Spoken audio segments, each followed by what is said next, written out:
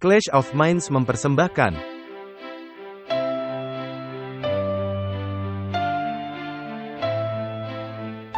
Walter Veith, Martin Smith, Martin Luther, tahun 1517. Konsili Trent, tahun 1545. Luka Parah, tahun 1798. Kebangunan Besar Rohani, tahun 1844. Ensiklikal Rerum Novarum, tahun 1891. Konsili Vatikan II, tahun 1982. Ensiklikal Laudato Si, Perawatan Rumah Kita Bersama, tahun 2015. Pandemi COVID-19, tahun 2019. Pemilihan Presiden Amerika Serikat, tahun 2020. Perang Rusia melawan Ukraina, tahun 2022. Perang Israel melawan Hamas, tahun 2023. WhatsApp Prof 186, Anak-anak Allah dan Pewaris, pengumpulan terakhir anak-anaknya. Halo dan selamat datang dalam episode lain WhatsApp Prof. Hai Martin. Siang Walter. Hai. Kabar Anda baik? Ya, saya baik-baik saja. Terima kasih. Kita kembali lagi, dan ada episode mengenai peristiwa-peristiwa terkini lagi. Kita akan membahas mengenai persiapan pada masa perang dan desas-desus perang.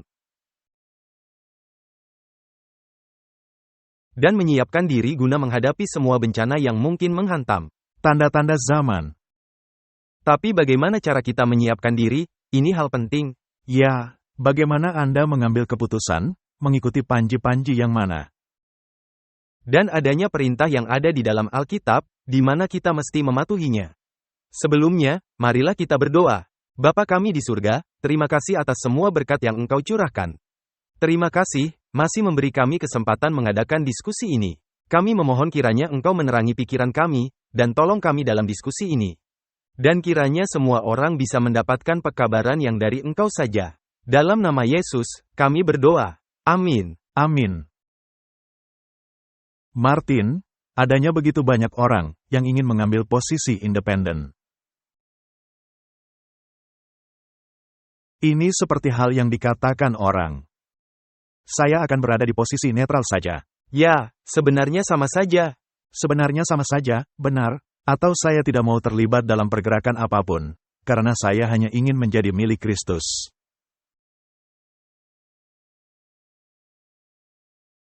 Nah, bukankah Yesus pernah berkata di zamannya bahwa keselamatan berasal dari bangsa Yahudi?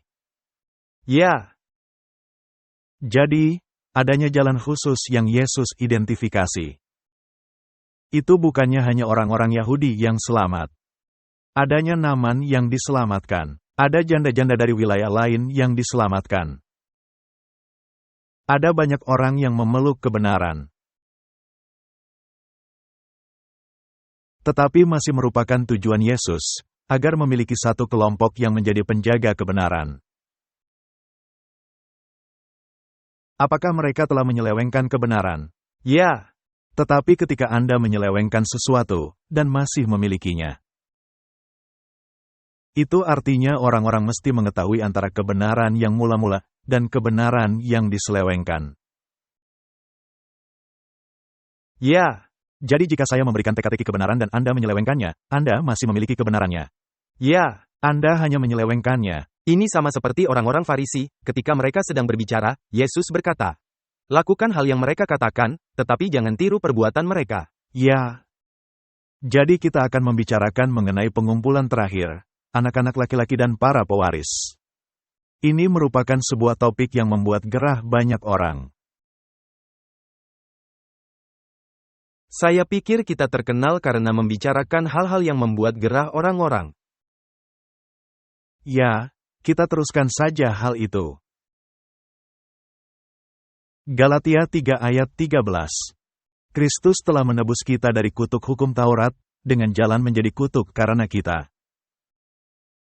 Sebab ada tertulis, terkutuklah orang yang digantung pada kayu salib. Jika Anda merenungkan kedalaman dari perjanjian lama, sungguh luar biasa. Ini sungguh dalam. Dan detail-detail kecil, bahkan mengenai penghakiman kepada orang-orang. atau hal yang terjadi di masa lalu, dan yang berkaitan dengan rencana keselamatan. Dan seperti yang sudah sering kita katakan, Anda tidak membaca Perjanjian Lama, sekedar sebagai buku sejarah. Anda bisa melihat adanya hal-hal yang berkaitan dengan zaman sekarang, dan makna tambahan dari ceritanya. Ini merupakan Injil dalam perlambangan. Yesus menebus kita dari kutuk dosa. Tidak dikatakan Dia menebus kita dari hukum. Jika saja orang-orang mau membaca apa adanya. Ya, jadi hukum menjatuhkan hukuman mati kepada kita. Dan kutuk itu, Kristus mengenakannya kepada dirinya sendiri. Karena dikatakan, terkutuklah siapa saja yang tergantung di kayu salib. Kolose 2 ayat 14, dengan menghapuskan surat hutang, yang oleh ketentuan-ketentuan hukum mendakwa dan mengancam kita. Dan itu ditiadakannya dengan memakukannya pada kayu salib. Ayat ini sering dikaitkan dengan hukum, padahal sesungguhnya merujuk kepada hukum upacara. Karena itu merupakan tulisan tangan dari ketetapan-ketetapan. Dan tulisan tangan ketetapan adalah yang ditulis Musa, dan ditempatkan di sisi tabut. Dan ini menunjuk kepada kematian Kristus, merupakan sistem persembahan korban dengan segala perlambangan dan upacaranya. Dan oleh satu pengorbanan, itu dilakukan sempurna untuk selama-lamanya, dengan memakukan hukum upacara kepada kayu salib. Ya, atau dalam hal ini, sebatang kayu, salib. Tetapi Dia tidak memakukan 10 perintah Allah ke salib. Karena dikatakan, hukum itu kudus, adil dan baik. Di ayat lain dikatakan, hukum itu sempurna, menobatkan jiwa. Nah, mengapa Anda mau merombak sesuatu hal yang sempurna? Itu adalah kebodohan. Dan jika Allah mau merombak hukumnya, yang menjadi dasar pemerintahannya, maka Dia mesti juga merombak dirinya sendiri. Benar. Karena Dia tidak lagi memiliki otoritas. Tidak ada hal yang hendak dikatakan. Bagaimana Anda bisa mengharapkan penurutan, jika memang tidak ada hal yang mesti dituruti? Jika kita melihatnya secara logika, bagaimana bisa Anda berkata, hukum sudah ditiadakan? Hukum Allah itu berlaku untuk selama-lamanya, kata Alkitab.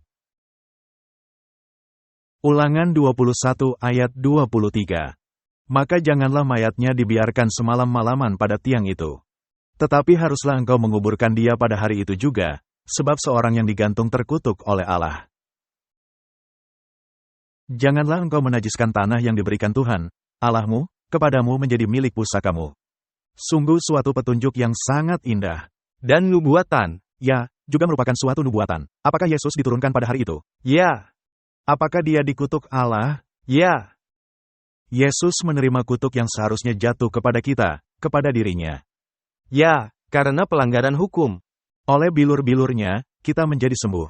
Nah, jika hukum itu bisa ditiadakan, maka tidak akan ada pelanggaran, karena tidak ada hukum untuk dilanggar. Maka Yesus tidak perlu mati. Jika orang mau berpikir secara logika, mereka akan dapat memahami rencana keselamatan dengan lebih baik. Karena hukum itu tidak bisa dirubahlah, maka Yesus mesti disalibkan.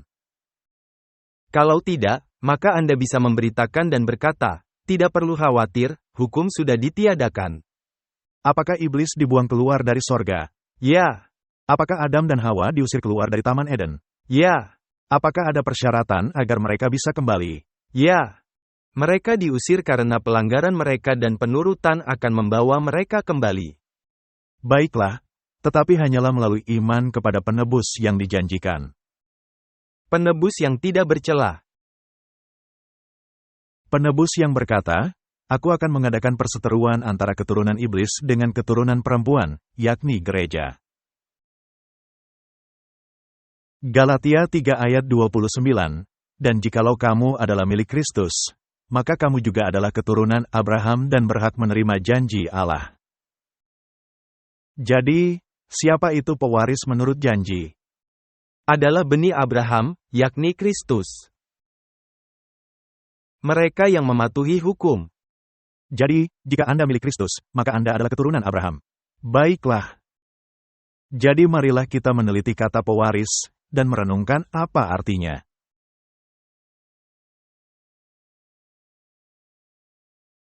Roma 8 ayat 12.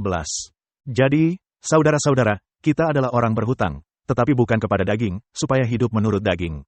Sebab, jika kamu hidup menurut daging, kamu akan mati. Dengan kata lain, jika Anda berdosa, maka upah dosa adalah maut. Tetapi jika oleh Roh kamu mematikan perbuatan-perbuatan tubuhmu, kamu akan hidup. Dengan kata lain, jika Anda melalui kuasa Roh Kudus membereskan kehidupan Anda, maka Anda akan hidup. Semua orang yang dipimpin Roh Allah adalah anak-anak Allah. Nah, di ayat lain seperti di dalam Kisah Para Rasul pasal 5, bahwa Anda menerima Roh Kudus ketika Anda menuruti Allah. Benar. Saya rasa kita pernah membahas hal itu dalam WhatsApp, Prof. Anda adalah anak-anak Allah. Baiklah, jadi Anda menerima bimbingan dari Roh Kudus ketika Anda bertobat, dengan menyadari bahwa Anda adalah pelanggar hukum Allah. Meminta Allah membersihkan tindakan Anda. Maka kemudian Anda menjadi anak Allah. Sebab kamu tidak menerima roh perbudakan yang membuat kamu menjadi takut lagi, tetapi kamu telah menerima roh yang menjadikan kamu anak Allah. Oleh roh itu kita berseru, "Ya Aba, ya Bapa." Dengan kata lain, kita dipulihkan dengan Allah. Roh itu bersaksi bersama-sama dengan roh kita bahwa kita adalah anak-anak Allah. Dan jika kita adalah anak, maka kita juga adalah ahli waris. Maksudnya orang-orang yang berhak menerima janji-janji Allah, yang akan menerimanya bersama-sama dengan Kristus. Yaitu jika kita menderita bersama-sama dengan Dia, supaya kita juga dipermuliakan bersama-sama dengan Dia. Martin, apakah Anda bisa memisahkan Kristus dari pernyataan ini? Tidak sama sekali. Dialah yang menolong Anda untuk menjadi anak-anak Allah dan pewaris. Dialah yang memampukan Anda, yang membuatnya menjadi mungkin. Dia menjadi pribadi sempurna yang penurut. Aku telah datang, guna melakukan kehendak-Mu, oh Allahku. Hukum-Mu ada dalam hatiku. Jadi, ini adalah tabiat Kristus. Dia yang tanpa dosa, membayar harga bagi pelanggaran saya. Melalui bilur-bilurnya, saya bisa dipulihkan. Tetapi saya mesti menerapkannya dengan iman. Ya. Baiklah, dan jika saya melakukan itu, saya menjadi pewaris bersama-sama dengan Kristus. Apa bagian pertama yang tadi kita baca? Hukum. Menjadi kutuk. Jadi apakah Anda meniadakan hukum? Tidak. Anda membayar harganya. Allah yang membayar harganya bagi Anda. Dan hukum tidak bisa dirombak. Bisakah Anda memisahkan hukum dari rencana keselamatan? Tidak. Karena itu berarti Anda memisahkan Kristus dari rencana keselamatan. Jika tidak ada hukum, tidak ada pelanggaran. Dan jika tidak ada pelanggaran, tidak diperlukan penebus. Jadi, Anda tidak bisa memisahkan hukum dari rencana keselamatan. Dan Anda tidak bisa memisahkan Kristus yang tanpa dosa dari rencana keselamatan.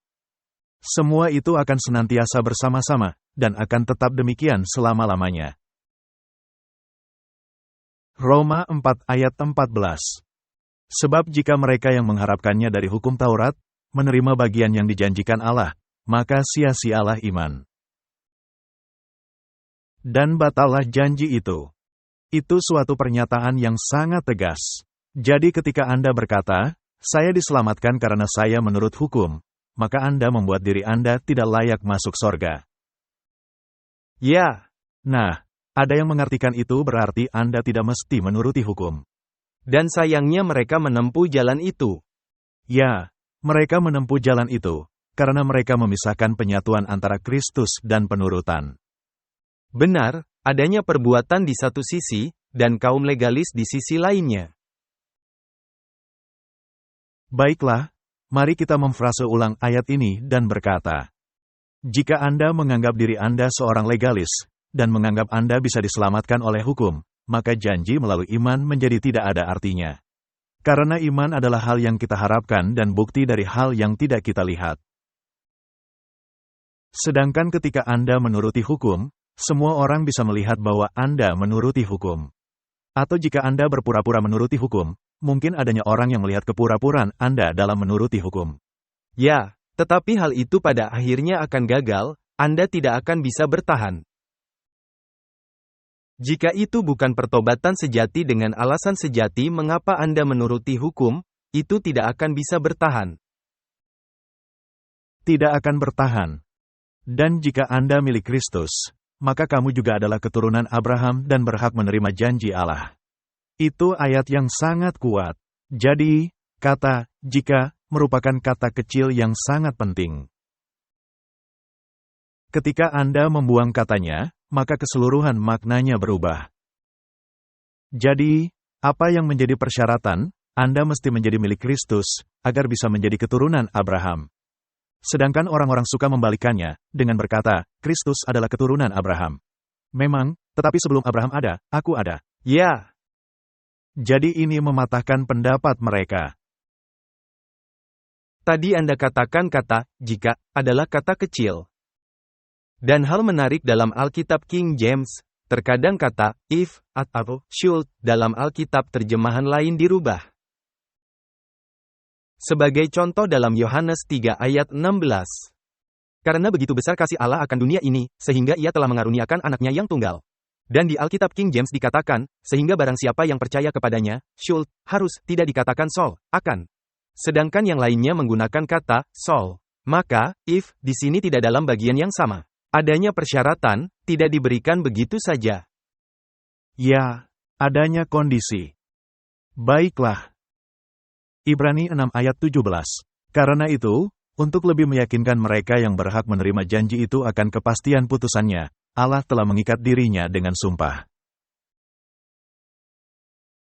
Jadi, janji untuk menjadi pewaris, merupakan topik yang tidak bisa diganggu-gugat. Jadi Allah menjanjikannya dan ditegaskan memakai sumpah. Ya, ini suatu janji, tidak bisa diubah. Anda tidak bisa mengganggu-gugat, benar? Ibrani 11 ayat 9, karena iman ia diam di tanah yang dijanjikan itu seolah-olah di suatu tanah asing. Dan di situ ia tinggal di kemah dengan Ishak dan Yakub, yang turut menjadi ahli waris janji yang satu itu. Mengapa Yakub dan Ishak sama-sama menjadi pewaris? Apakah karena mereka keturunan yang sesungguhnya, tapi Ismail juga demikian? Mengapa mereka turut menjadi pewaris janji itu? Oleh iman. Karena mereka mempercayai dan diperhitungkan sebagai kebenaran. Dan ketika mengingat kisah Yakub, bagaimana dia bergumul dengan Allah. Dan bagaimana dia berkata, aku tidak akan melepaskan engkau, kecuali engkau memberkati aku. Itulah cara Anda menjadi pewaris. Jadi dia bertobat dari dosa-dosanya. Dan dia memegang erat-erat orang yang dia gumuli, yaitu Kristus, dan tidak membiarkannya pergi. Jadi dia menjadi pewaris dari janji itu. Tetapi mereka menjadi pengembara, dan tidak menerima apapun di bumi ini. Tidak di bumi. Untungnya tidak, karena dengan demikian kita tidak akan memiliki warisan.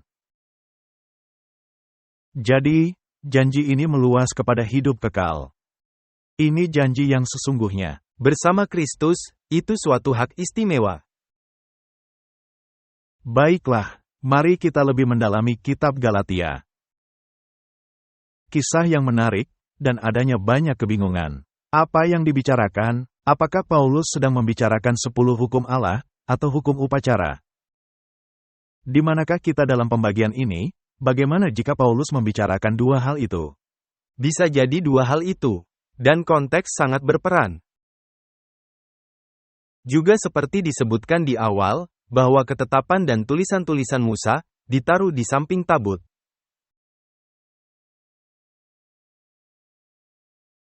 Sedangkan hukum moral, 10 hukum, di dalam tabut. Ketika Yesus disalibkan, itu tidak berarti tidak ada maknanya. Itu merupakan rencana keselamatan, dalam perlambangan. Jadi dia tidak menghancurkannya, melainkan menggenapinya. Benar. Jadi, di dalam Kristus segala sesuatunya masih ada. Dia menjadi korban penggenapan. Di sini ada kutipan dari buku Kisah Para Rasul. Sementara tinggal di Korintus, Paulus menghadapi kekhawatiran kepada gereja-gereja yang telah dibentuk. Melalui pengaruh guru-guru palsu, yang telah ada di tengah-tengah umat percaya di Yerusalem. Paham perpecahan, paham bidat, dan paham sensualisme. Menarik, hal-hal ini selalu ada. Dengan cepat merasuki umat-umat percaya di Galatia. Guru-guru palsu ini mencampurkan tradisi Yahudi dengan kebenaran Injil. Dengan mengabaikan keputusan umum dari majelis di Yerusalem, mereka mendesakkan hukum upacara agar diikuti oleh orang-orang bukan Yahudi yang bertobat.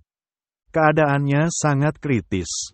Kejahatan yang sudah diperkenalkan mengancam membinasakan gereja-gereja Galatia secara cepat.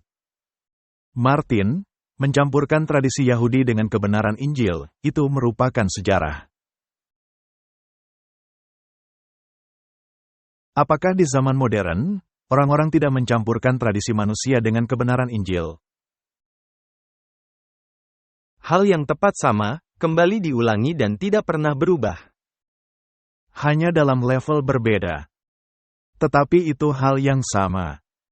Paulus tersayat hatinya dan jiwanya tergerak oleh kemurtadan yang terbuka dari orang-orang yang telah ia ajarkan prinsip-prinsip Injil dengan setia.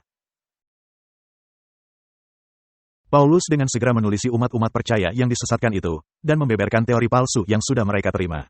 Dan dengan sangat tegas, menegur orang-orang yang pergi meninggalkan iman. Ini kembali mengingatkan situasi modern. Jika Anda mengatakan sesuatu, maka Anda tanpa kasih. Itu mereka katakan, jangan menghakimi saya. Jangan hakimi saya. Dengan sangat tegas, menegur orang-orang yang pergi meninggalkan iman. Mengapa? Apakah karena Paulus tidak peduli? Atau dia seorang pemimpin yang kejam? Atau karena peduli? Karena dia peduli. Dan ini mengingatkan saya kepada tuduhan dari orang-orang karena kita tidak menyinggung kemurtadan di kalangan kita sendiri. Tapi kita memang menegur pelanggaran-pelanggaran, kita tidak menunjuk orang. Ya, jadi kita sangat menentang kepada kemurtadan apapun. Kita sangat menentang kemurtadan apapun.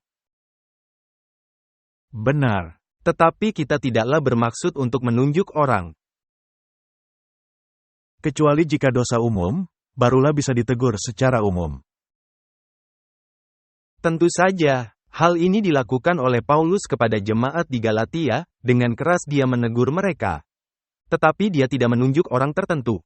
Ya, tidak disebutkan nama orang. Jadi, setelah memberi salam kepada orang-orang Galatia dalam kata, kasih karunia dan damai kepada kalian semua, dari Allah Bapa dan dari Tuhan Yesus Kristus.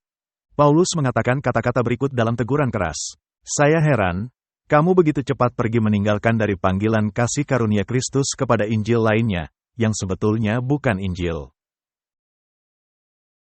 Melainkan adanya beberapa orang yang memperalat kamu, dan yang menyelewengkan Injil Kristus.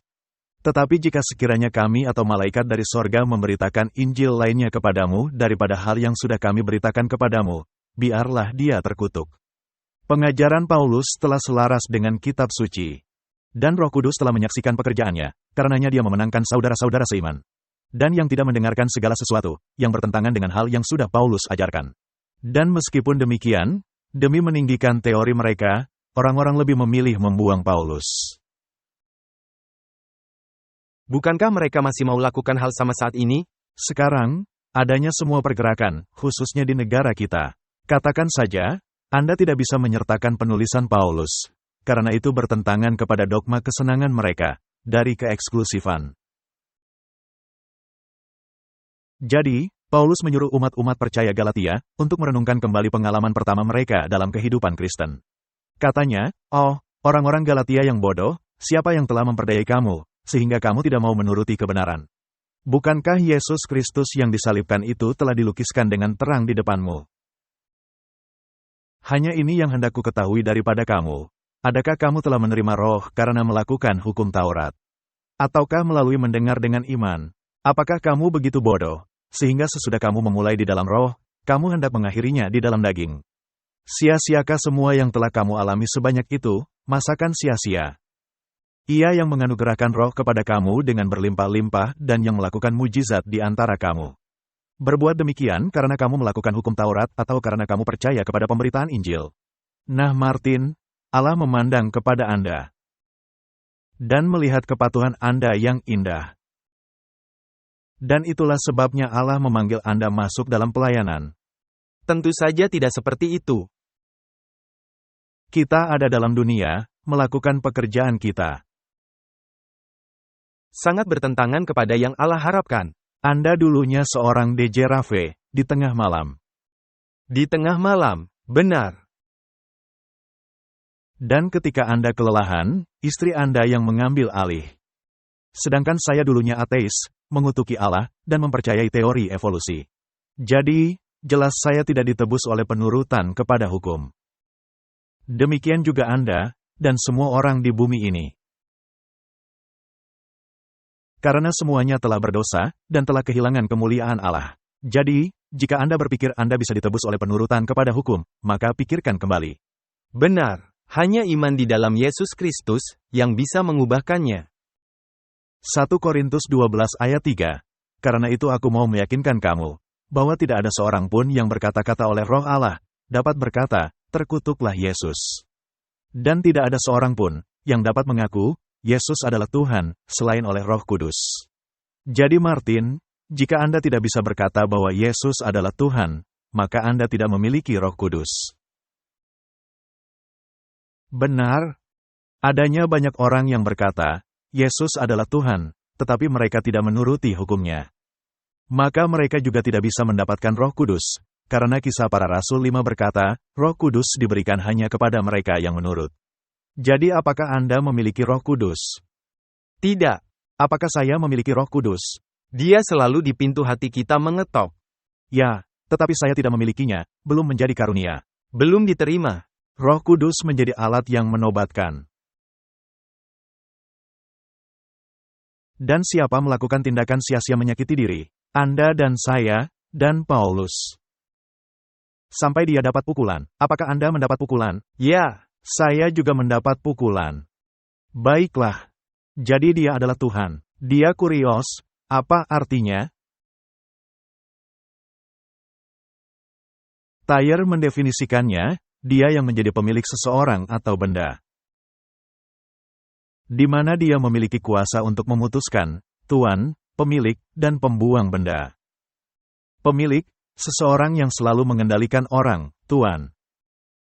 Jadi, yang menjadi berdaulat, pemimpin, kaisar, ini merupakan gelar kehormatan, ungkapan penghargaan dan penghormatan. Di mana pelayan menyapa tuannya. Gelar ini diberikan kepada Allah, Mesias, bagian dari pembagian kata benda, bersifat maskulin. Itu bukan transgender. Dan tidak mengalami krisis identitas. Ya, dan tidak diidentifikasi sebagai kucing, atau apapun itu, melainkan apa adanya. Jadi Martin, ini adalah Tuhan Yesus Kristus. Dia adalah pemilik, dia pencipta. Dia menjadi pemilik melalui penciptaan dan penebusan. Dia yang membeli kembali Anda. Dan dia adalah Allah. Dan dia adalah Mesias. Jadi, jika saya mengatakan dia adalah Tuan dan Majikan, apakah saya mesti mematuhinya? Ya. Baiklah. Demikianlah Paulus mendakwa orang-orang percaya di Galatia di hadapan pengadilan hati nurani mereka sendiri. Dan berusaha untuk menyadarkan mereka dalam langkah mereka. Bersandar kepada kekuasaan Allah yang menyelamatkan dan menolak untuk menerima doktrin dari guru-guru murtad. Paulus berupaya membawa orang-orang bertobat, guna melihat bahwa mereka telah sangat disesatkan. Tetapi dengan kembali ke iman semula mereka dalam Injil, mereka bisa mengalahkan tujuan setan. Paulus mengambil sikap tegas dalam sisi kebenaran dan kesalehan. Dan imannya yang agung dan keyakinan kepada pekabaran yang dia bawakan, telah menolong banyak orang yang imannya telah gagal untuk kembali kepada kesetiaan mereka kepada Juru Selamat. Betapa berbedanya dari cara penulisan Paulus kepada jemaat di Korintus, dari jalan yang diambilnya kepada orang-orang Galatia. Kepada orang-orang Korintus, Paulus menempelak dengan hati-hati dan lemah lembut. Sedangkan kepada orang-orang Galatia, Paulus menempelak tanpa keraguan-raguan. Orang-orang Korintus telah dikuasai pencobaan.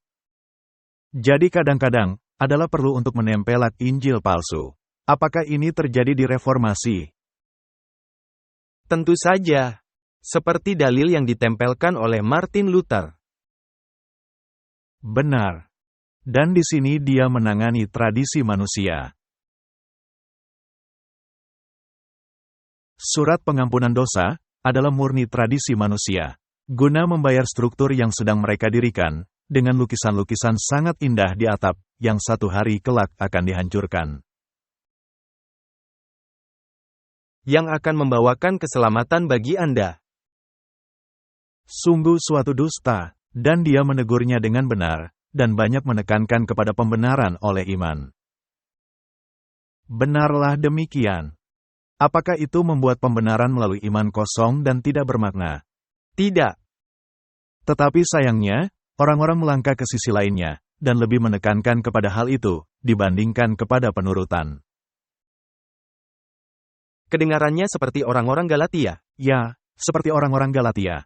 Kita memiliki keadaan yang sama sekarang ini, yang dibungkus dalam bentuk berbeda.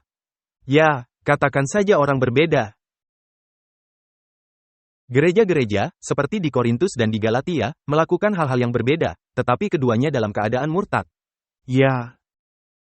Jadi disesatkan oleh kelihayan guru-guru, yang menyajikan kesalahan memakai kedok kebenaran. Mereka menjadi bingung dan kacau.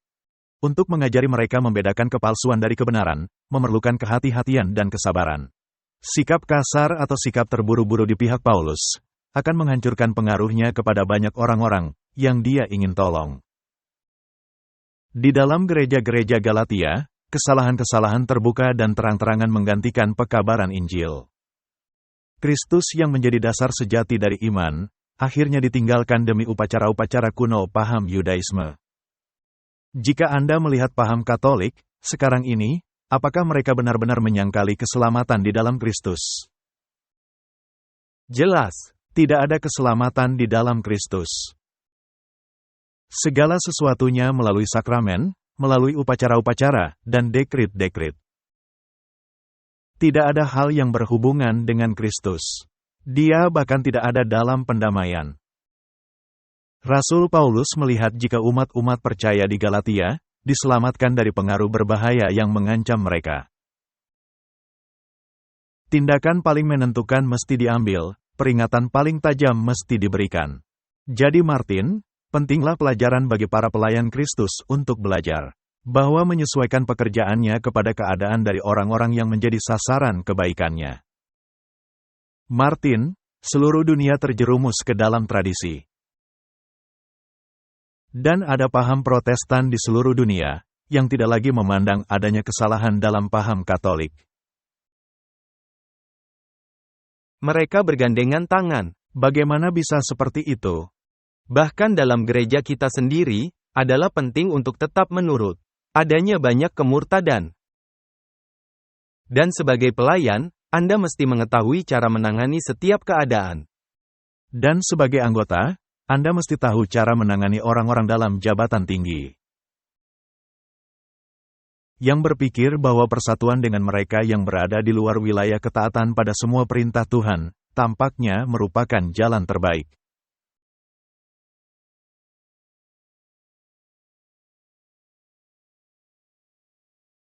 Tetapi sebenarnya hal itu harus ditegur dengan cara yang sama seperti Paulus menegur jemaat di Galatia. Benar.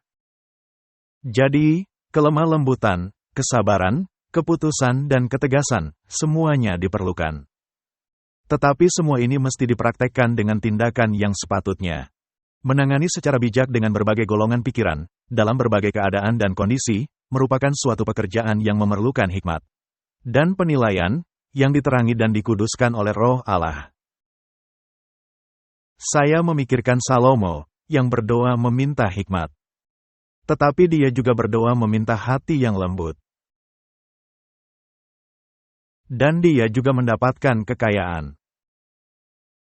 Sangat disayangkan bahwa kemudian dia murtad. Dalam suratnya kepada umat-umat percaya di Galatia, Paulus secara ringkas kembali menceritakan peristiwa utama yang berkaitan dengan pertobatannya dan pengalaman awal kekristenannya. Dengan hal ini, dia mau menunjukkan bahwa hanyalah melalui penunjukan istimewa dari kuasa ilahi, sehingga dia dipimpin untuk melihat dan memeluk kebenaran agung Injil. Dengan menerima instruksi dari Allah sendiri, Paulus dipimpin untuk memperingatkan dan menasehati jemaat Galatia dengan hikmat dan cara yang positif.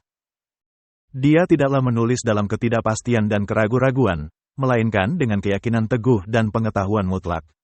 Dia dengan jelas menguraikan perbedaan antara diajar oleh manusia dan menerima instruksi langsung dari Kristus. Nah, Paulus menuliskan semuanya, dan kita bisa membacanya. Dan apakah tulisan-tulisan itu dianggap membingungkan? Benar sekali, kitab Roma dan kitab Galatia. Bukankah Petrus berkata, Paulus menuliskan hal-hal yang sulit dipahami. Tetapi sesungguhnya, jika Anda mulai menelitinya, ini tidaklah sulit untuk dipahami. Ini hanyalah sekedar hubungan antara hukum dan kasih karunia. Benar, taruh saja dalam konteksnya dan jika mulai membacanya dengan kesadaran itu, akan lebih mudah. Jika Anda baca Roma, apakah Anda diselamatkan dengan menuruti hukum? Tidak.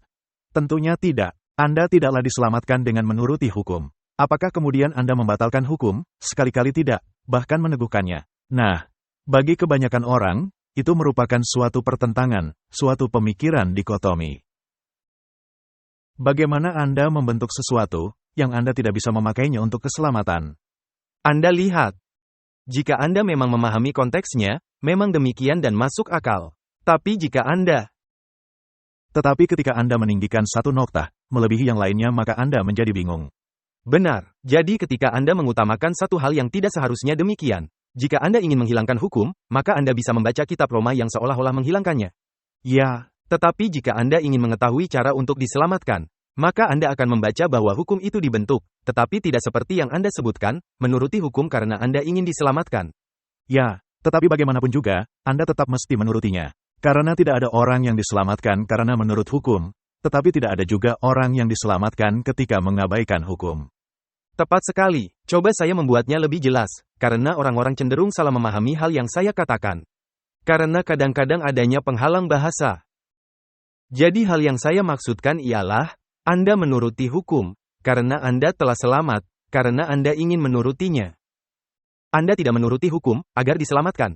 Siapa yang memampukan Anda menuruti hukum? Yesus. Karena kedagingan Anda tidak mau menuruti hukum. Saya sedang duduk di restoran, beberapa hari lalu. Saya sedang menunggu makanan yang akan dibawa pulang. Dan ada televisi dengan layar yang lebar. Dan sulit untuk tidak melihatnya, karena terpampang di depan saya. Dan ada video musik yang disiarkan. Tetapi begitu tidak senonoh. Dan Anda berpikir, seperti inilah hal yang diinginkan dunia. Ini yang terjadi, dan seperti di klub malam. Penggambaran akan hal yang terjadi. Dan Anda bisa melihat bagaimana kedagingan berperang melawan hukum. Ya. Dan Anda mesti mengucap syukur kepada Allah bahwa hal itu tidak lagi menguasai Anda, karena berapa banyak orang yang dirusak oleh kuasa semacam itu.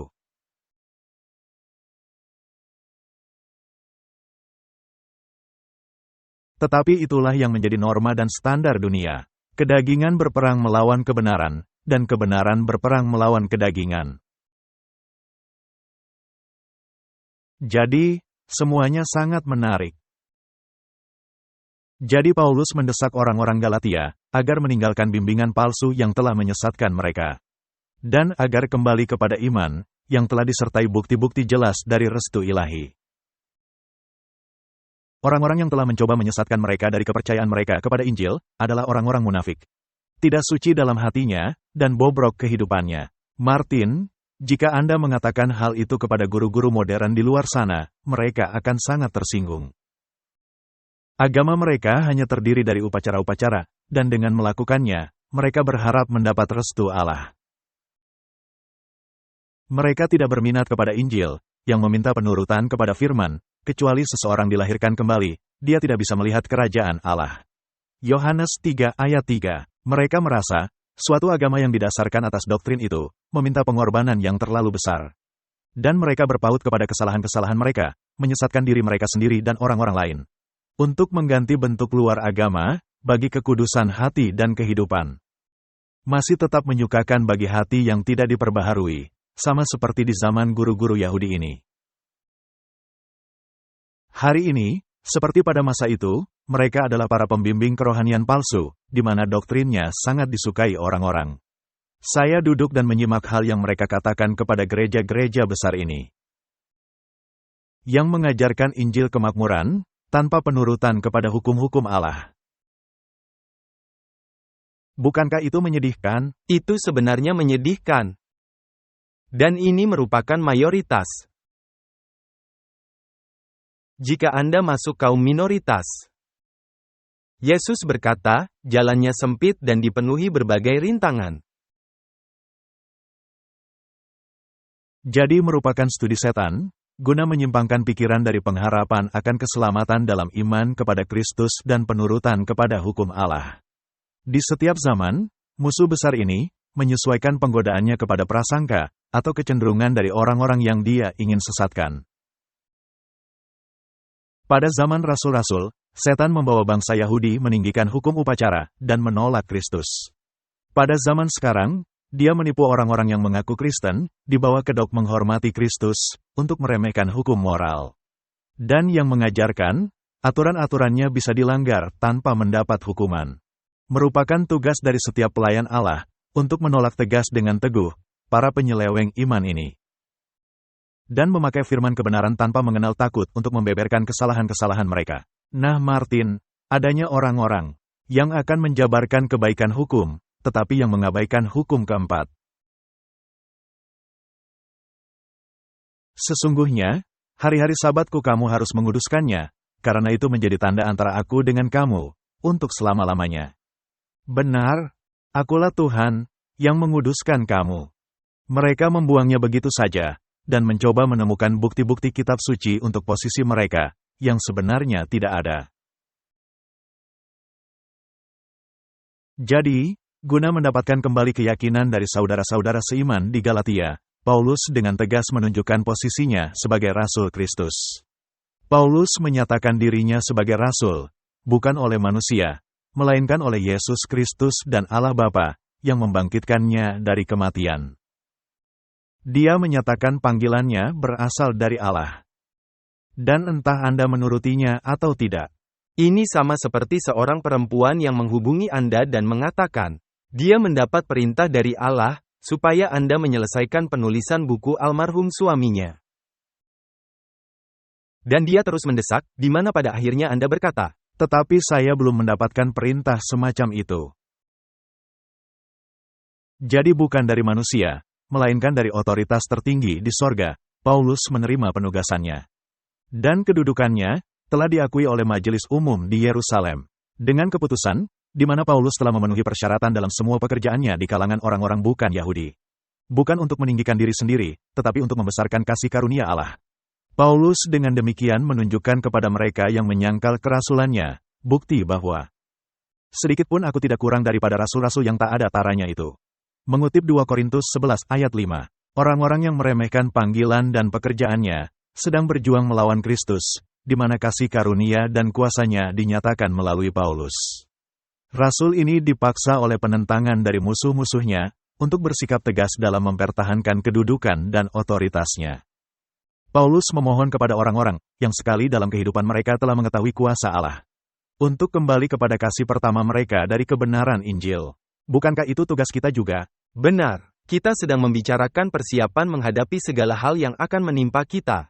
Jadi, bisakah kita menduga bahwa hal-hal yang terjadi di Galatia dan Korintus, akan terjadi? Dapatkah kita menduga bahwa akan ada penentangan dari guru-guru yang meninggikan tradisi? Bisakah terjadi di kalangan kita sendiri? Ya, memang terjadi. Baiklah, jadi jika mungkin untuk mendukung perundang-undangan menentang kebebasan hati nurani, maka tentu saja ketika mereka membuat hukum yang meniadakan perintah-perintah Allah berdasarkan konsep tradisional mereka tentang kebenaran, akan banyak yang mengambil sikap pada sisi itu. Maka Anda harus memiliki nasihat yang sama, seperti yang dimiliki Paulus. Jadi, dengan argumentasi tak terbantahkan, dia menyajikan ke hadapan mereka, hak istimewa mereka menjadi laki-laki dan perempuan bebas di dalam Kristus. Di mana melalui kasih karunia pendamaian, semua yang menyerahkan diri sepenuhnya, bisa didandani dengan jubah kebenarannya. Ini garis mendasarnya, Anda mesti memeluk kebenaran Kristus, karena kebenaran Anda sendiri tidak akan memadai. Benar. Dan sekarang orang-orang berkata, pembenaran oleh iman, menyangkali hukum. Tidak, itu bahkan meninggikan hukum. Karena kata kebenaran, berarti melakukan hal yang benar. Benar, dan jika Anda ingin menjadi pewaris, sama seperti yang dikatakan Paulus kepada orang-orang Galatia, Anda mesti menuruti hukum, karena itu satu-satunya cara menuruti Kristus. Apakah Kristus berkata, "Aku telah menuruti hukum-hukum"? Ya, Benar, aku menurutinya. Bagaimana cara Kristus menurut hukum, setengah atau sempurna? sempurna. Dia menuruti hukum dengan sempurna. Dapatkah saya menuruti hukum dengan sempurna? Tidak bisa. Jadi kebenaran siapa yang saya butuhkan? Kristus. Jadi Kristus mesti bekerja dalam diri saya, agar saya bisa menurut hukum dengan sempurna. Jadi saya melakukan bagian saya, dan dia melakukan bagiannya. Dan itu hanya bisa dilakukan dalam iman. Hanya dengan iman. Dia menegaskan bahwa setiap jiwa yang akan diselamatkan, mesti memiliki pengalaman pribadi sejati, dalam perkara-perkara Allah. Saya tidak bisa diselamatkan dalam kelompok.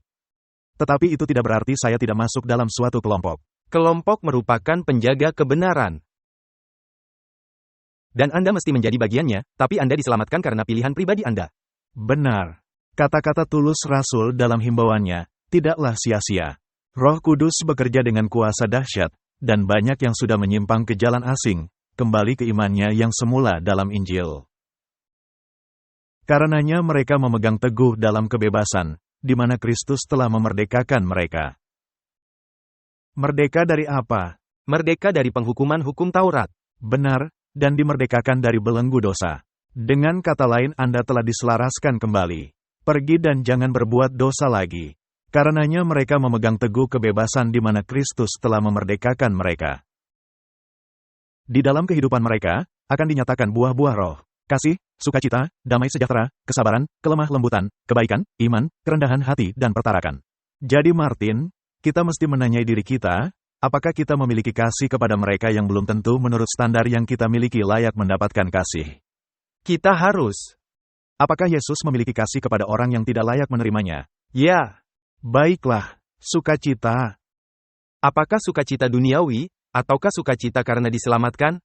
Apa yang menjadi sukacita Kristus? Bukankah sukacita Kristus itu melihat orang-orang berdosa diselamatkan? Ya. Anda senang ketika orang berdosa diselamatkan? Tentu. Baiklah, damai sejahtera, bahkan di tengah-tengah badai. Ini bukanlah kedamaian dan keamanan yang diserukan bangsa-bangsa. Saya sangat senang, Anda belajar sangat bersabar, Martin. Ya, masih dalam proses. Kelemah lembutan, kebaikan, iman, kerendahan hati, pertarakan. Pertarakan juga merupakan salah satu yang mudah.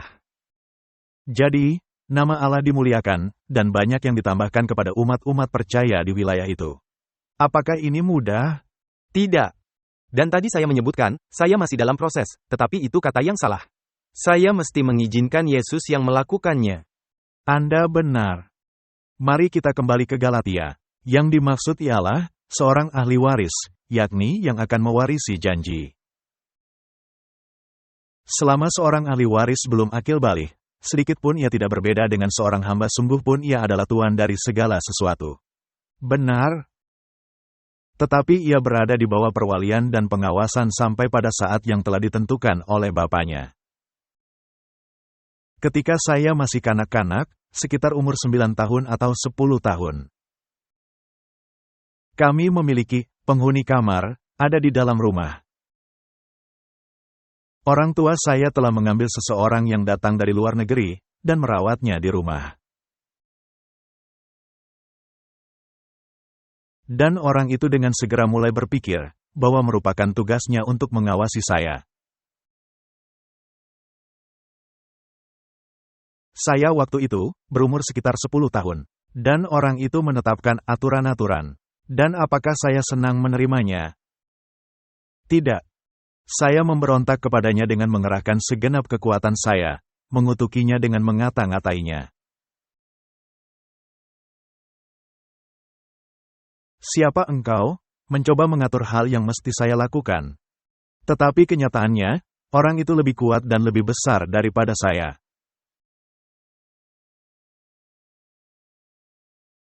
Tetapi dalam pemandangan saya, orang itu hanya seorang pembantu. Tetapi dia yang merasa sok berkuasa. Jadi saya yang menjadi pembantu. Jadi, hal-hal ini menjadi sangat menarik, Martin. Demikian pula kita, selama kita belum akil balik, kita takluk juga kepada roh-roh dunia. Tetapi setelah genap waktunya, maka Allah mengutus anaknya, yang lahir dari seorang perempuan dan takluk kepada hukum Taurat. Martin, kemudian berlakulah dogma Immaculate Conception, tanpa dosa awal. Sayangnya itu masuk ke dalam keranjang sampah, menurut ayat ini. Karena perempuan ini ada di bawah kutuk hukum Taurat. Jadi dia tidaklah tanpa dosa.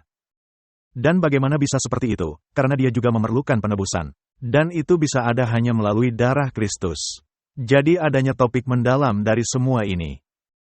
Ia diutus untuk menebus mereka, yang takluk kepada hukum Taurat. Dengan kata lain, di bawah kutuk hukum Taurat, supaya kita diterima menjadi anak. Menjadi pewaris. Kita menjadi pewaris. Dan karena kamu adalah anak, maka Allah telah menyuruh roh anaknya ke dalam hati kita, yang berseru, Ya Aba, Ya Bapa. Jadi ketika kita tidak memiliki anak dan roh anak yang telah menuruti semua hukum, dan yang menjadi kebenaran saya, maka saya terhilang. Hal yang sama diterapkan kepada Maria, yang lahir di bawah hukum Taurat. Satu-satunya cara dia bisa diselamatkan, hanyalah melalui darah anak domba. Jadi kamu bukan lagi hamba, melainkan anak.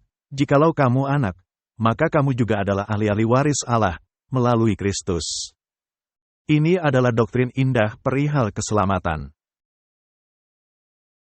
Selanjutnya, dahulu, ketika kamu tidak mengenal Allah, kamu memperhambakan diri kepada Allah-Allah yang pada hakikatnya bukan Allah.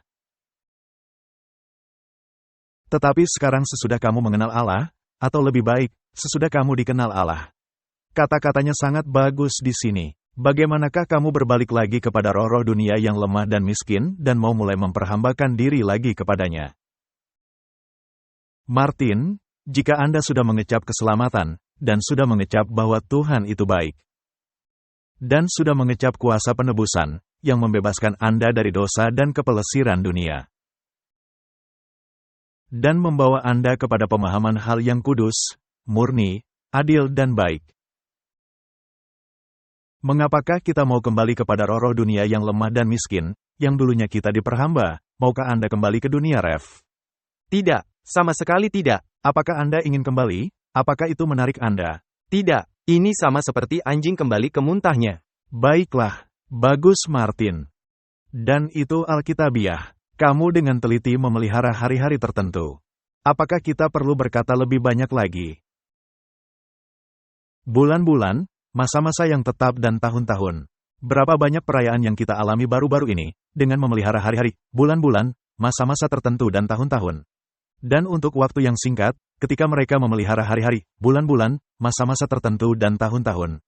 Mereka merindukan suatu hal yang lebih baik, tetapi ketika hari-hari itu kembali ke zaman kuno, tidak ada yang berubah. Aku khawatir kalau susah payahku untuk kamu telah sia-sia. Aku minta kepadamu, saudara-saudara, jadilah sama seperti aku. Sebab aku pun telah menjadi sama seperti kamu. Belum pernah kualami sesuatu yang tidak baik daripadamu. Kamu tahu, bahwa aku pertama kali telah memberitakan Injil kepadamu oleh karena aku sakit pada tubuhku. Sungguh pun demikian keadaan tubuhku itu, yang merupakan pencobaan bagi kamu. Namun kamu tidak menganggapnya sebagai sesuatu yang hina dan yang menjijikkan. Tapi kamu menyambut aku, sama seperti menyambut malaikat Allah, malahan sama seperti menyambut Kristus Yesus. Jadi Paulus memiliki duri dalam dagingnya. Dan itu ada sebagai pengingat untuk membuatnya rendah hati. Martin, saya punya berita untuk Anda. Saya memiliki duri. Betapa bahagianya kamu pada waktu itu. Dan sekarang, di manakah bahagiamu itu, karena aku dapat bersaksi tentang kamu. Bahwa jika mungkin, kamu telah mencungkil matamu dan memberikannya kepadaku. Jadi saya pikir, ada masalah besar dengan matanya. Saya pikir, ketika dia dulu dibutakan oleh Yesus, itu terus menjadi pengingat. Dan keadaannya berubah dan dia juga mengatakan bahwa dia menulis dengan huruf yang begitu besar. Saya bisa mengidentifikasinya. Apakah dengan mengatakan kebenaran kepadamu aku telah menjadi musuhmu? Mereka dengan giat berusaha untuk menarik kamu, tetapi tidak dengan tulus hati, karena mereka mau mengucilkan kamu. Supaya kamu dengan giat mengikuti mereka. Memang baik, giat berusaha menarik orang dalam perkara-perkara baik, asal pada setiap waktu dan bukan hanya bila aku ada di antaramu. Hai anak-anakku, karena kamu aku menderita sakit bersalin lagi, sampai rupa Kristus menjadi nyata di dalam kamu. Kristus di dalam dirimu, pengharapan kemuliaan. Jadi Martin, Semua tradisi ini dan semua hal yang merasuki dunia tidak akan menyelamatkan kamu. Kamu mesti memiliki hubungan ini dan melalui proses pertobatan dan penerimaan. Dan Anda mesti merendahkan diri Anda. Anda mesti remuk di atas batu. Apa yang mesti remuk? Apa yang mesti remuk di atas batu? Semua diri Anda, manusia lama Anda. Kesombongan Anda mesti hancur di atas batu, rasa iri hati Anda mesti remuk di atas batu. Rasa kebencian yang Anda miliki untuk apapun di dunia, mesti remuk di atas batu. Semua hal ini, mesti remuk di atas batu. Segala sesuatu yang mementingkan diri, segala sesuatu yang berpaut, hal yang Anda pikir Anda tidak bisa atasi. Semua itu mesti remuk di atas batu, harus hancur, harus luluh. Dan janganlah pernah muncul kembali. Betapa rinduku untuk berada di antara kamu pada saat ini dan dapat berbicara dengan suara yang lain, karena aku telah habis akal menghadapi kamu. Katakanlah kepadaku, hai kamu yang mau hidup di bawah hukum Taurat. Dengan kata lain, di bawah belenggu hukum Taurat. Ya, orang-orang yang ingin menuruti hukum, agar diselamatkan. Ya, benar. Tidakkah kamu mendengarkan hukum Taurat, yang sekarang ada dalam belenggu bersama anak-anaknya? Bukankah ada tertulis, bahwa Abraham mempunyai 2 anak, suatu perbandingan yang indah. Seorang dari perempuan yang menjadi hambanya dan seorang dari perempuan yang merdeka. Tetapi anak dari perempuan yang menjadi hambanya itu diperanatkan menurut daging. Itu bukan dengan iman, melainkan oleh perbuatannya sendiri. Dan anak dari perempuan yang merdeka itu oleh karena janji. Ini adalah suatu kiasan, sebab kedua perempuan itu adalah 2 ketentuan Allah. Yang satu berasal dari Gunung Sinai dan melahirkan anak-anak perhambaan. Keselamatan oleh karena menurut hukum. Itulah Hagar. Jadi, melalui perbuatan-perbuatan saya akan menyelamatkan diri saya. Ya, ini dimulai oleh Kain. Ya, Hagar ialah Gunung Sinai di tanah Arab. Dan ia sama dengan Yerusalem yang sekarang, karena ia hidup dalam perhambaan dengan anak-anaknya. Tetapi Yerusalem sorgawi adalah perempuan yang merdeka, dan ialah ibu kita. Nah, orang-orang akan mengambil hal itu dan berkata, lihat, hukum tidak ada lagi. Keselamatan oleh perbuatan-perbuatan Anda, tidak akan menyelamatkan Anda. Karena ada tertulis, bersukacitalah, hai si mandul yang tidak pernah melahirkan. Bergembira dan bersorak-sorailah, hai engkau yang tidak pernah menderita sakit bersalin. Sebab yang ditinggalkan suaminya akan mempunyai lebih banyak anak daripada yang bersuami. Jadi, orang yang diremukan di atas batu dan menerima iman. Lebih memiliki banyak anak, yang ditobatkan kepada Injil melalui kesaksian mereka. Dan kamu, saudara-saudara, kamu sama seperti Ishak adalah anak-anak janji. Tetapi seperti dahulu, dia, yang diperanatkan menurut daging, menganiaya yang diperanatkan menurut roh. Demikian juga sekarang ini. Tidak ada yang berubah, sejak zaman Kain dan Habel. Tidak ada. Hingga sekarang ini, masih sama, orang yang lahir oleh roh, dianiaya oleh yang lainnya. Tetapi apa kata nas kitab suci, usirlah hamba perempuan itu beserta anaknya. Sebab anak hamba perempuan itu, tidak akan menjadi ahli waris bersama-sama dengan anak perempuan merdeka itu. Karena itu, saudara-saudara, kita bukanlah anak-anak hamba perempuan, melainkan anak-anak perempuan merdeka. Nah, ada yang mengambil ini secara literal dan membuatnya menjadi topik ras. Ini menyedihkan Martin, mereka tidak memahaminya. Apa itu kiasan? Apakah literal? Tidak. Untuk menunjukkan kepada Anda dalam setiap situasi, bagaimana hal ini dapat terjadi. Jadi Martin, kita mesti membawa perahu ini, melintasi semua pasir hisap ini. Jadi apa poin dari semua diskusi ini? Poin dari diskusi ini hanyalah ini. Anda mesti menempatkan hukum dan kasih karunia, keadilan dan belas kasihan, di dalam hubungan yang sebenarnya. Anda tidak bisa menyangkali keadilan dalam kesempatan apapun. Saya sedang sibuk membuat khotbah pada saat ini. Dan jika saya bisa sekedar membocorkannya, saya katakan dalam khotbah ini, bahwa di dunia ini, ada seruan sangat besar untuk keadilan. Bukankah demikian? Ya, di setiap level, ada seruan untuk keadilan. Tetapi tidak ada keadilan. Sebagai contoh, perang di Gaza. Di masing-masing pihak yang bertikai, adanya seruan sangat besar untuk keadilan. Tepat sekali. Jika Anda melihat masalah mengenai pelecehan anak dan pedofilia, adanya seruan sangat besar untuk keadilan. Jika Anda mengambil ketidakadilan yang terjadi di dunia, bahkan yang ada dalam sidang pengadilan, adanya seruan sangat besar untuk keadilan sejati. Dan adanya orang-orang yang dijatuhi hukuman penjara selama 40 tahun, 50 tahun, padahal mereka tidak bersalah. Dan mereka berpikir, dengan sedikit uang, akan menjadi pengganti untuk kesalahan semacam itu. Bersyukur kepada Allah, Allah tidak membuat kesalahan. Syukur kepada Allah. Kemudian saya berpikir tentang diri saya sendiri, semua orang di dunia memiliki pemahaman akan keadilan. Apakah itu mencakup kaum ateis? Ya, bahkan mereka juga menginginkan keadilan. Mereka menginginkan keadilan, tetapi apakah dia akan mendapatkannya? Tidak dengan cara yang diinginkannya. Tidak akan ada keadilan untuk kaum ateis. Karena tidak akan ada keadilan final, menurut mereka tidak ada lagi kehidupan yang selanjutnya. Jadi mereka berseru-seru untuk keadilan, tetapi tidak ada cara untuk mendapatkannya, yang sebenarnya sangat konyol.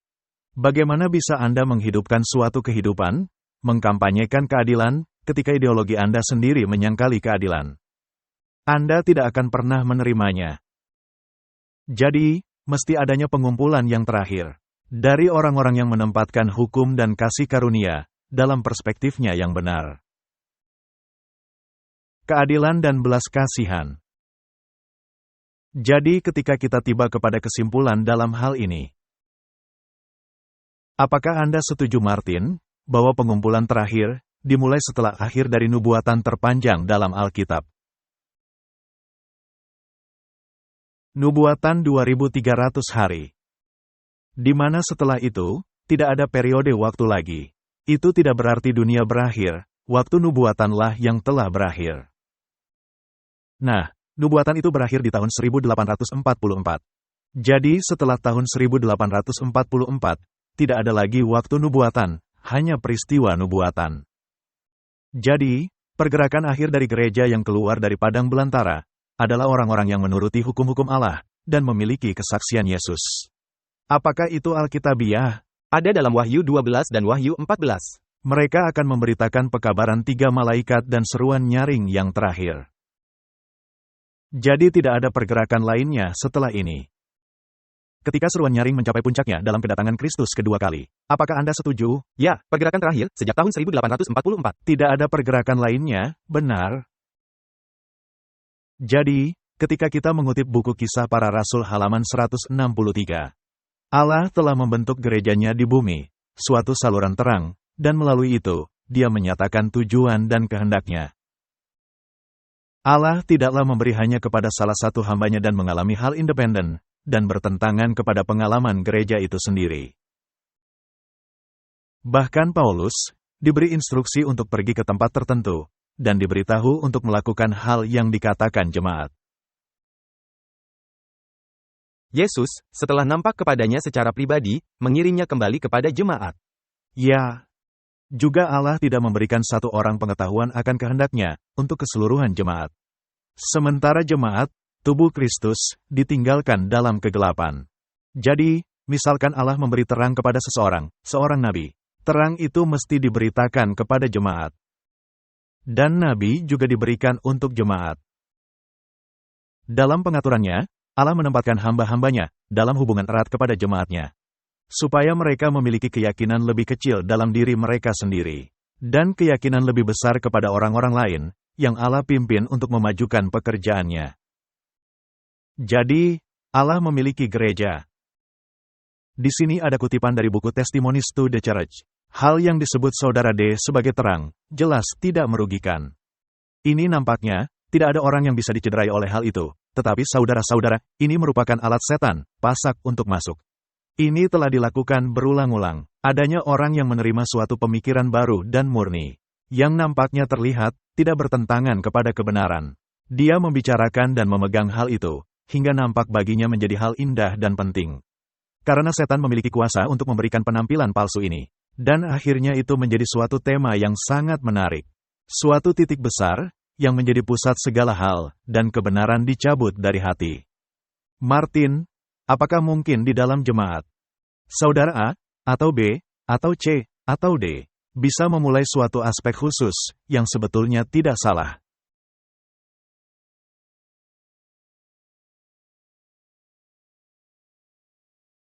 tetapi yang mengalihkan pekabaran yang mesti disampaikan kepada dunia di masa kita hidup. Tentu saja, dan kita lihat hal itu terjadi berulang-ulang. Jika Anda melihat contoh Daniel 11 dan Daniel 12, Raja Utara dan Raja Selatan. Ini bukanlah topik keselamatan, tetapi ketika hal itu menjadi pusat perhatian terus-menerus, itu bisa menjadi masalah. Baiklah, jika adanya doktrin lainnya, apapun itu, yang menarik Anda. Segala sesuatu yang mengalihkan Anda dari memberitakan, khususnya pekabaran 3 malaikat sekarang ini, bisa terjadi dalam jemaat, maka mestikah saya meninggalkan gereja oleh sebab itu? Tidak. Anda seperti Paulus, mencoba membetulkan keadaan. Tetapi ketika orang-orang tidak mau mendengar, maka akhirnya Allah akan membuat rencana lainnya. Jadi dengan kata lain, ketika adanya orang yang menyatakan mendapat pekabaran dari Allah, dan yang tidak memerangi penguasa dan roh-roh kegelapan di dunia ini, mereka membentuk kotak berongga, dan mengarahkan persenjataan mereka kepada gereja militan. Takutilah mereka. Apakah itu berarti Anda tidak bisa membetulkan kesalahan dalam jemaat? Tidak. Bukan itu yang dimaksudkannya. Beritahu rumah tangga Yakub akan dosa-dosa mereka. Anda mungkin bisa lakukan itu. Anda tidaklah mengarahkan persenjataan Anda kepada gereja, jika Anda menunjukkan kemurtadan ini. Ketika Anda berdiri di luar, berteriak bahwa gereja telah murtad, maka Anda menghadapi masalah. Dan bisa saja gereja menjadi murtad, tapi kenyataan Anda mengundurkan diri dari gereja, berarti Anda telah memisahkan diri dari badan. Mereka tidak menyandang lencana ilahi. Allah tidak memberi beban pekerjaan semacam itu. Mereka akan meruntuhkan hal yang Allah akan pulihkan, melalui pekabaran Laodikia. Ini merupakan hal yang sangat menarik, karena pekabaran Laodikia adalah, berhentilah menjadi suam-suam kuku. Jadi, apakah kita bisa menegaskan? Karena adanya banyak tuduhan, seperti yang Anda katakan, bahwa kita mesti tinggal tetap dalam gereja, dan tetap dalam keadaan Laodikia. Tempelakan kepada gereja ialah, keluarlah dari keadaan Laodikia. Jadi, dengan kata lain, Tuhan tidaklah menempatkan pekabaran kepada orang, yang akan mematahkan semangat gereja. Allah menempelak, menasehati dan menghajar, tetapi dengan tujuan agar gereja bisa dipulihkan dan diterima. Jadi, kita mesti menunggu Allah, yang akan membawakan pengguncangan. Jadi, Allah menaruh pekabaran dalam diri kita, untuk mendorong orang-orang, dan menunjukkan hal-hal ini, dan hanya Allah yang melakukannya. Kalau tidak, kita menghakimi sebelum waktunya. Hati saya sangat bersukacita mengetahui laporan dari General Conference, bahwa banyaknya hati yang dilembutkan dan ditaklukkan. Banyak yang membuat pengakuan rendah hati, dan yang membuang sampah dari pintu hati yang menghalangi juru selamat. Saya sangat senang, adanya banyak yang akan menyambut Yesus, sebagai tamu yang tinggal tetap. Martin, siapa saya yang bisa menghakimi hal itu akan terjadi kepada seseorang atau tidak? Serahkan saja kepada Allah. Bagaimana bisa pamflet ini menyatakan gereja Advent hari ke-7 sebagai Babel? Disebarkan di mana-mana, pada masa ketika gereja sedang menerima pencurahan roh Allah. Bagaimana bisa orang begitu disesatkan, dengan membayangkan bahwa seruan nyaring, menyatakan memanggil umat-umat Allah, keluar dari persekutuan gereja, yang sedang menikmati musim penyegaran? Oh, kiranya jiwa-jiwa yang disesatkan ini, menerima aliran dan berkat-berkat, dan diperlengkapi dengan kuasa dari atas. Pastinya hal ini sangat menyakitkan bagi banyak orang. Nah, saya tidak mengatakan bahwa gereja ini sedang menerima berkat-berkat sekarang. Dan saya telah tegas dalam mengatakan, Anda bisa berdoa sampai lutut Anda lecet. Jika Anda tidak merubah arah Anda berdoa dengan sia-sia. Jika Anda tidak berusaha meningkatkan diri dari kondisi Laodikia. Jika Anda tidak membeli emas yang dimurnikan dalam api, yakni kebenaran Kristus, yang dinyatakan dengan penurutan kepada semua hal yang diperintahkan, yang meliputi bukan hanya 10 hukum, tetapi juga topik-topik lainnya, termasuk reformasi kesehatan. Maka ketika Anda sudah membersihkan semua hal itu, Dan Anda berdoa meminta pencurahan Roh Kudus, yang akan diberikan kepada orang-orang yang menuruti Allah. Maka Anda bisa mengharapkan, hal itu terjadi di dalam gereja. Dan jika Anda tidak melakukan semua hal itu, maka Allah akan melakukan pengguncangan. Kembali saya katakan, Tuhan tidak berbicara kepada pesuruh siapapun, yang menyebut gereja yang menuruti hukum-hukum Allah, sebagai Babel. Benar, adanya lalang dengan gandum. Tetapi Kristus berkata, Dia akan mengirimkan para malaikatnya, untuk pertama-tama mengumpulkan lalang, dan mengikatnya dan untuk dibakar. Tapi mengumpulkan gandum untuk disimpan di lumbung. Saya tahu bahwa Tuhan mengasihi gerejanya, itu tidak akan menjadi tak terorganisir, atau terpecah-pecah menjadi kumpulan independen. Tidak ada konsistensi sedikit pun dalam hal ini, tidak ada bukti sedikit pun bahwa hal itu akan terjadi. Orang-orang yang mau mendengarkan pekabaran palsu ini, dan mencoba meragi orang lain, akan disesatkan dan disiapkan untuk menerima penyesatan lebih lanjut. Dan mereka akan tidak berarti apa-apa.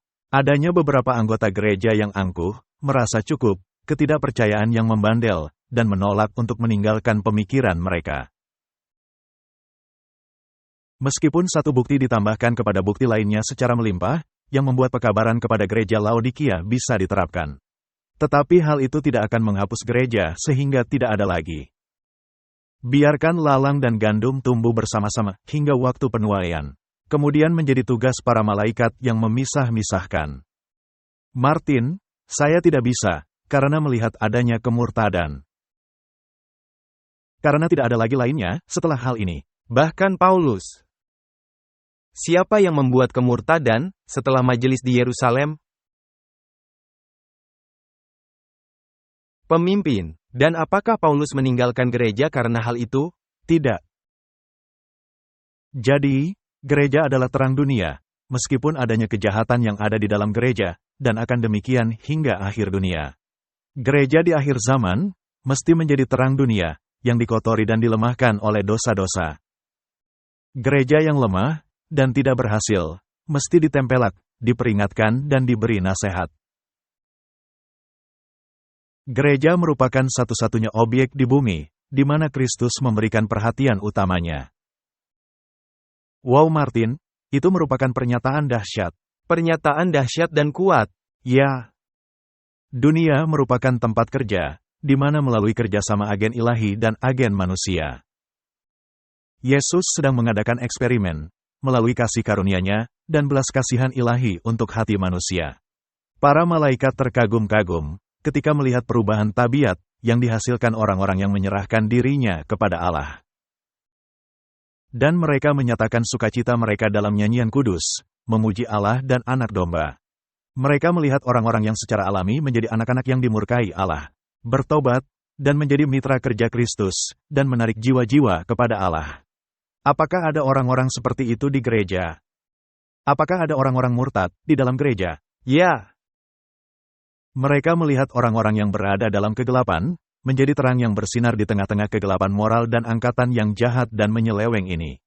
Mereka melihat bahwa mereka dipersiapkan oleh pengalaman seperti Kristus, turut menderita bersama-sama Tuhan mereka, dan setelah itu menikmati kemuliaan-Nya di sorga. Jadi di mana kebanyakan dari proses itu terjadi, di luar atau di dalam? Di dalam tentunya. Apakah itu pengalaman yang menyakitkan? Tentu saja, mungkin kita bisa memberi nasihat. Gantinya terbenam dalam semua konflik ini di gereja. Jika Anda fokus dalam membawakan pekabaran 3 malaikat kepada orang-orang luar, maka hal ini tidak akan banyak menyita waktu Anda. Anda tidak akan punya waktu untuk itu. Dan kemudian ketika Anda membawa masuk orang-orang, Anda memberikan peringatan kepada mereka bahwa ini bukan tempat yang sempurna. Anda memberitahu mereka. Ya. Dan jika Anda sudah memberikan peringatan, sekali saja cukup. Tidak perlu diulang-ulangi, dan Anda tidak mesti menjadi polisi untuk setiap orang. Terserah kepada mereka saja. Dan Anda lanjut dengan tugas Anda. Benar. Jadi, malaikat ketiga dari Wahyu 14, digambarkan sebagai terbang di tengah-tengah langit, dan berseru. Inilah mereka yang menuruti hukum-hukum Allah dan memiliki iman Yesus. Di sini ditunjukkan sifat alami pekerjaan umat-umat Allah. Mereka memiliki pekabaran yang sangat penting, dan yang digambarkan sebagai yang terbang dalam membawakan pekabarannya kepada dunia. Mereka memegang roti kehidupan bagi dunia yang kelaparan. Kasih Kristus yang menggerakkan mereka. Ini adalah pekabaran yang terakhir. Tidak ada pekabaran yang lainnya. Tidak ada undangan belas kasihan lainnya yang diberikan setelah pekabaran ini selesai. Sungguh merupakan suatu kepercayaan, suatu tanggung jawab yang diberikan kepada semua orang, guna membawakan undangan rahmat. Dan pengantin perempuan dan roh itu berkata, marilah. Dan barang siapa yang mendengar, juga berkata, marilah. Dan barang siapa yang haus, berkata, marilah. Dan barang siapa yang mau, kiranya boleh mengambil air kehidupan dengan cuma-cuma. Ini adalah poin yang sangat penting.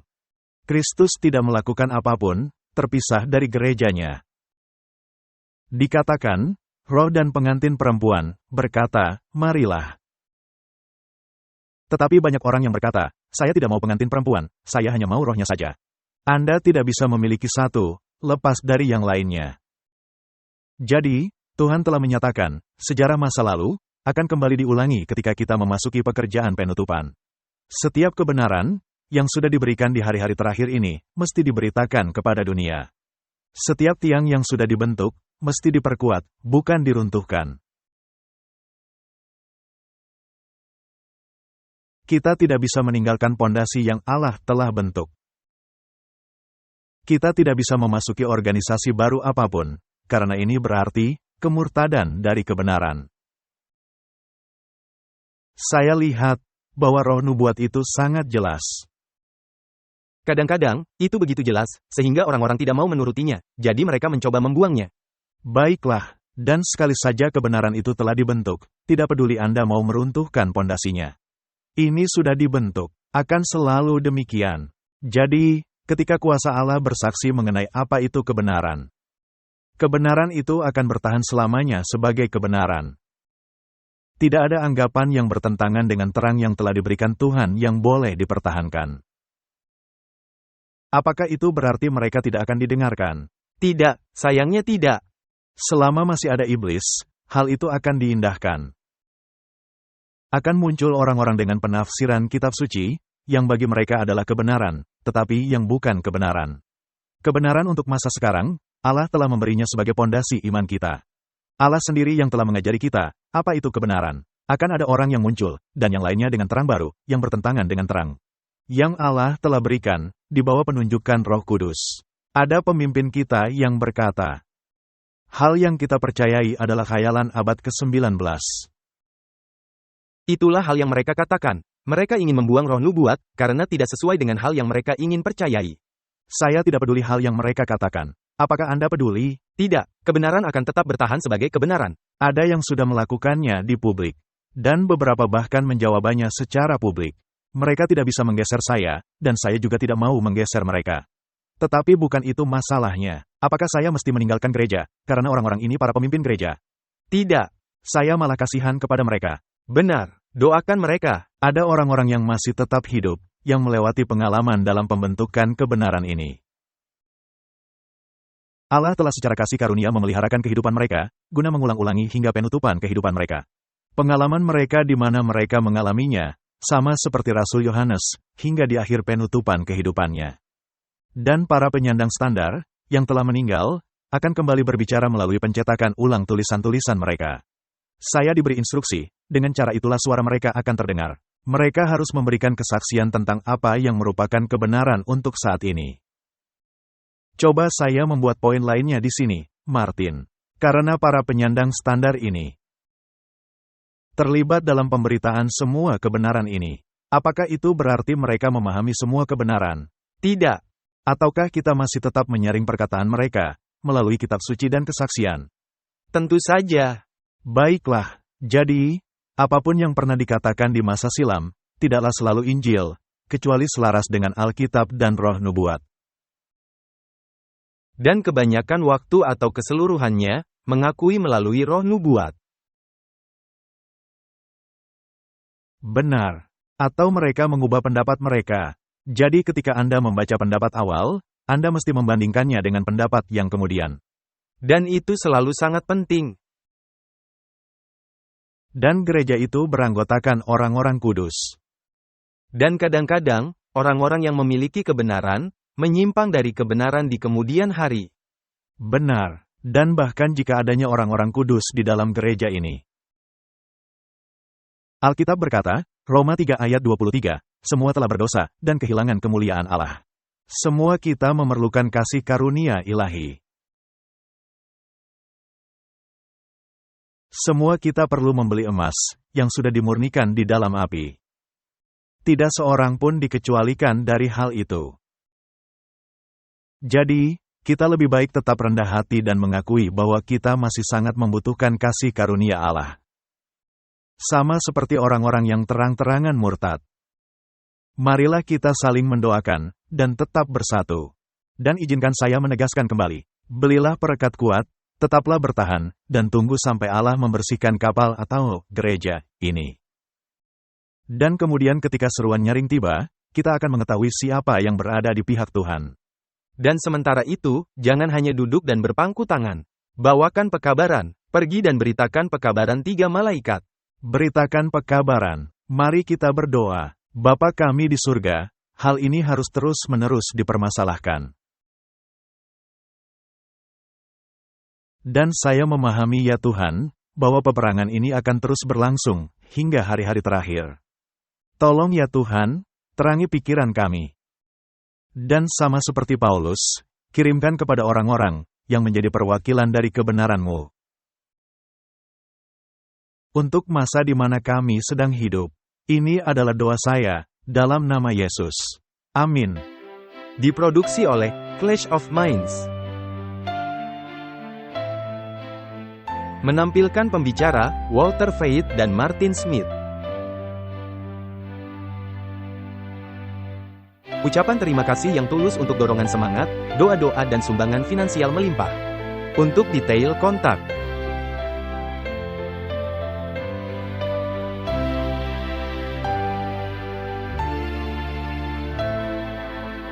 Kami memuji Juru Selamat kami Yesus Kristus, yang setia dan sejati untuk kasih karunia, belas kasihan dan hak istimewa bekerja di kebun anggurnya, guna menjangkau jiwa-jiwa bagi kerajaan-Nya, yang segera tiba.